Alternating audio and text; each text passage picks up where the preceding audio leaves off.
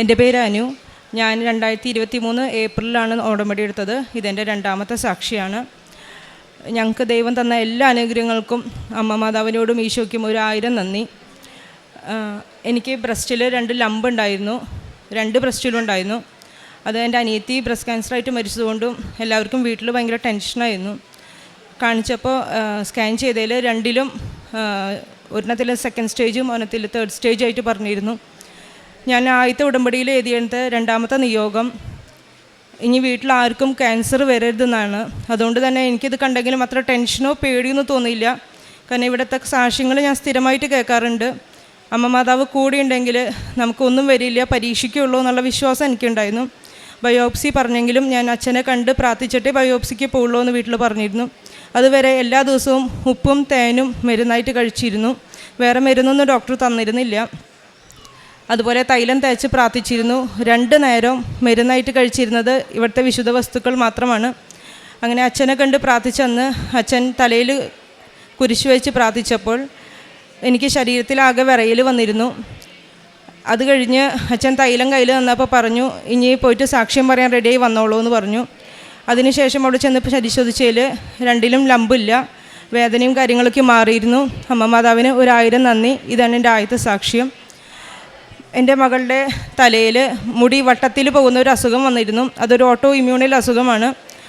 അതിന് പ്രത്യേകിച്ച് ചികിത്സയൊന്നുമില്ല, മുടി തന്നെ വരണം എന്നാണ് ഡോക്ടർ പറഞ്ഞത്. ഇനി അത് കുറേ നാൾ നീണ്ടു നിൽക്കുകയാണെങ്കിൽ നമുക്കൊന്ന് ബയോപ്സി ചെയ്ത് നോക്കി അതിന് വേണ്ട മരുന്നുകൾ ചെയ്യാം. എന്നാലും ഡോക്ടർക്ക് ഒരു ഉറപ്പ് പറയാൻ പറ്റില്ല. ചിലവർക്ക് കൊല്ലങ്ങളോളം അങ്ങനെ മുടിയില്ലാണ്ട് മുടി മുഴുവൻ തലയിലൊക്കെ ഒഴിഞ്ഞു പോണ ഒരു രീതിയിലേക്ക് വരാമെന്നും പറഞ്ഞിരുന്നു.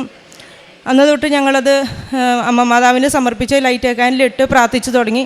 മോളുടെ തലയിലും മുടി പോയ സ്ഥലത്തും നെറ്റിയിലും തൈലം തേച്ച് പ്രാർത്ഥിക്കുകയും മോൾക്ക് ഉപ്പ് കൊടുത്ത് പ്രാർത്ഥിക്കുകയും ചെയ്തിരുന്നു. എല്ലാ ഭക്ഷണത്തിലും അതുപോലെ തേനും കൊടുത്ത് അവൾക്ക് പ്രാർത്ഥിച്ചിരുന്നു. അതിൻ്റെ ഫലമായിട്ട് 2 ആഴ്ചയ്ക്കുള്ളിൽ അവൾക്കവിടെ മുടി കിളിർത്ത് വന്നു. ഡോക്ടറെ കാണിച്ചിട്ട് ഡോക്ടർക്കത് ഒരു അത്ഭുതമാണ്, പറയാനുള്ള ബുദ്ധിമുട്ട് കൊണ്ട് മിണ്ടാണ്ടെന്നെങ്കിലും ശരി എന്ന് പറഞ്ഞ് ഡോക്ടർ അത് അവസാനിപ്പിച്ചു. അമ്മ മാതാവിന് 1000 നന്ദി.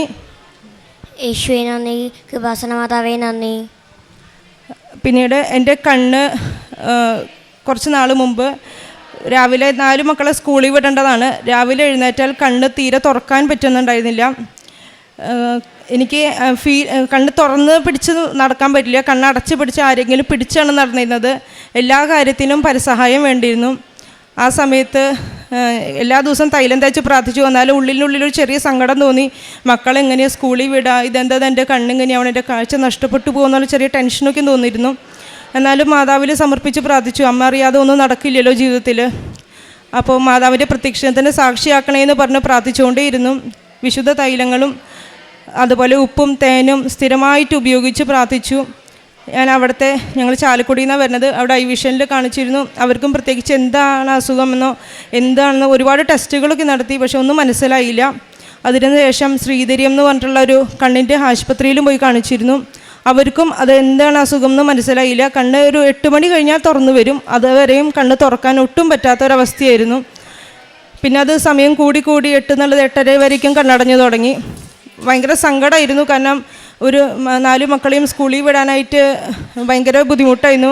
ഹസ്ബൻഡായിരുന്നു ആ നേരത്തെ കാര്യങ്ങൾ ചെയ്തിരുന്നു. പിന്നെ എൻ്റെ അമ്മയും അപ്പനും വീട്ടിൽ വന്ന് നിൽക്കേണ്ട അവസ്ഥയ്ക്കായി. അപ്പോൾ നന്നായി പ്രാർത്ഥിച്ച് ഒരു ദിവസം കൃപാസനത്തിൽ വന്നെങ്കിലും നമ്മുടെ കയ്യിൽ രേഖകളൊന്നും ഇല്ലാത്തതുകൊണ്ട് അച്ഛനെ കാണാൻ പറ്റില്ല എന്ന് പറഞ്ഞിരുന്നു. അപ്പോൾ അച്ഛൻ പറഞ്ഞിട്ടുണ്ടല്ലോ, മാതാവിനെ സമർപ്പിച്ച് പ്രാർത്ഥിച്ചാൽ മതി, എന്നെ കാണുന്ന നിർബന്ധമില്ല എന്ന്. ഞങ്ങൾ മാതാവിൻ്റെ മുമ്പിൽ വന്ന് കരഞ്ഞ് പ്രാർത്ഥിച്ചു. കാരണം 4 മക്കളെ നോക്കണം, വീട്ടിൽ വേറെ സഹായിക്കാൻ ആരുമില്ല.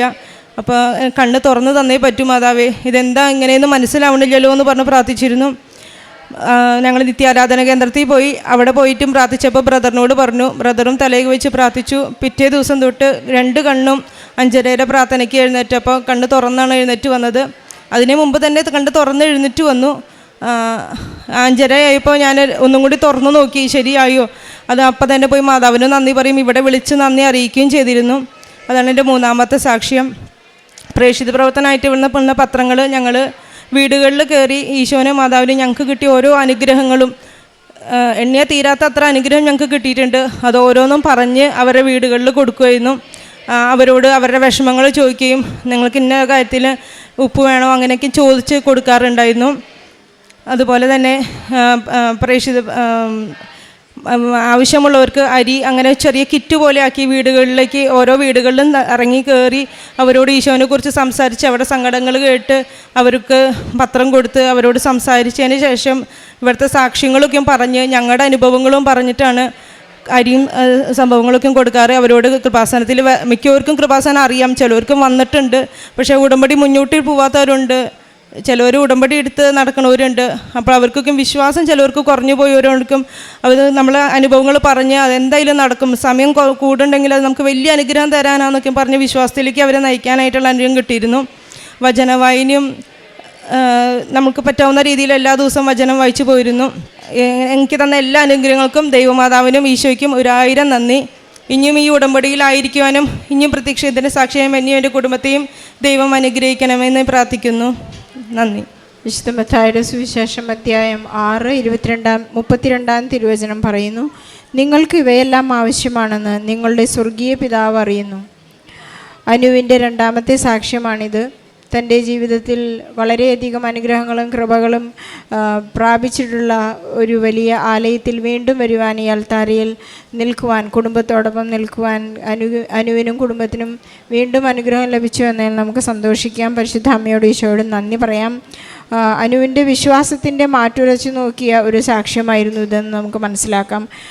തൻ്റെ മകളുടെ തലയിലെ മുടി കൊഴിയുന്ന ഒരവസ്ഥ, ഓട്ടോ ഇമ്മ്യൂണൽ സ്റ്റേറ്റ് വന്നപ്പോഴുണ്ടായ, അമ്മേ ഇതെന്തുകൊണ്ടാണ്, ഞാൻ ഇത്രയും വിശ്വസിക്കുകയും പ്രാർത്ഥിക്കുകയും ചെയ്യുന്നല്ലോ, ഞാൻ അങ്ങയിൽ സംശയിക്കുന്നില്ല, പരിശുദ്ധ അമ്മ എൻ്റെ വഴി തെളിച്ചു തരുന്നു, എൻ്റെ ജീവിത രീതികളെ ക്രമപ്പെടുത്തുന്നു, എനിക്ക് ആവശ്യമായ ഔഷധവും വൈദ്യനും അങ്ങ് തന്നെയാണ്, പരിശുദ്ധ ഈശോയിൽ നിന്ന് എനിക്കെല്ലാം ലഭിക്കുമെന്ന പൂർണ്ണ വിശ്വാസം ജീവിതത്തിൻ്റെ ഉടമ്പടി സാക്ഷ്യത്തിലൂടെ അനുവിനും കുടുംബത്തിനും ഉണ്ടായിട്ടുള്ളതാണ്.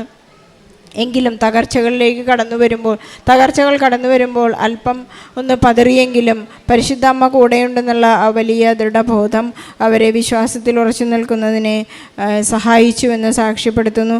അതുപോലെ തന്നെ തനിക്ക് ബ്രസ്റ്റിൽ ലംബുണ്ടായ ഒരു സമയത്ത് സ്കാനിങ്ങിന് ശേഷം ആ ലംബ് അവിടെ കാണുന്നില്ല. ഒരു വലിയ ടെൻഷനിൽ നിന്ന് അവർ റിലീവായ ഒരു വലിയ സാക്ഷ്യം ഇവിടെ സ്ഥാപിക്കുകയുണ്ടായി. നമുക്ക് ഈശോയ്ക്ക് പരിശുദ്ധ അമ്മയ്ക്ക് നന്ദി പറയാം. അത് 2 ആഴ്ചയ്ക്കുള്ളിൽ മകളുടെ മുടി വളർന്നു എന്ന ഒരു വലിയ സാക്ഷ്യത്തിന് ഉടമയാണ് കൊച്ചുമകൾ. അതിന് നന്ദി പറയുകയായിരുന്നു. തൻ്റെ എല്ലാ കുടുംബത്തിൻ്റെ ഓരോരുത്തരുടെയും രോഗാവസ്ഥകളിൽ പരിശുദ്ധ അമ്മ ഇടപെടുന്നു, നന്ദി പറയുന്നു എന്നുള്ളതാണ് ഈ സാക്ഷ്യത്തിൻ്റെ മനോഹാരിത. അതുപോലെ തന്നെ തനിക്ക് എപ്പോഴൊക്കെയാണ് പരിശുദ്ധ അമ്മയുടെ സാമീപ്യം ആവശ്യമുള്ളത് അപ്പോഴെല്ലാം പരിശുദ്ധ അമ്മ കടന്നു വരുന്നു, ആശ്വസിപ്പിക്കുന്നു. തൻ്റെ കണ്ണിനുണ്ടായ ഒരു വലിയ അസ്വസ്ഥത, രാവിലെ ഒരു 8 മണി വരെ തനിക്ക് കണ്ണ് തുറക്കാൻ സാധിക്കാത്തൊരവസ്ഥ, തനിക്ക് വചനം വായിക്കാൻ സാധിക്കാത്ത അവസ്ഥ, ദിവ്യബലിയിൽ പങ്കെടുക്കാൻ പറ്റാത്തൊരവസ്ഥ, തൻ്റെ മക്കളെ ഒരുക്കി സ്കൂളിലേക്ക് 4 മക്കളെയും സ്കൂളിൽ പറഞ്ഞു വിടണം, അതിനൊന്നും എനിക്ക് സാധിക്കുന്നില്ലല്ലോ, പരിശുദ്ധ അമ്മേ നീ കടന്നു വരണമേ. അതെല്ലാം പരിശുദ്ധ അമ്മ സൗഖ്യത്തിലൂടെ, സാന്ത്വനത്തിലൂടെ, സ്നേഹത്തിലൂടെ എല്ലാം ശമിപ്പിച്ച ഒരു വലിയ സാക്ഷ്യമാണ് അനുവിൻ്റെ കുടുംബത്തിൻ്റെ. ഈ കുടുംബത്തെ നമുക്ക് പരിശുദ്ധ അമ്മയ്ക്കും ഈശോയ്ക്കും സമർപ്പിക്കാം. ഇവരുടെ സാക്ഷി ജീവിതം തുടരട്ടെ എന്ന് പ്രാർത്ഥിക്കാം.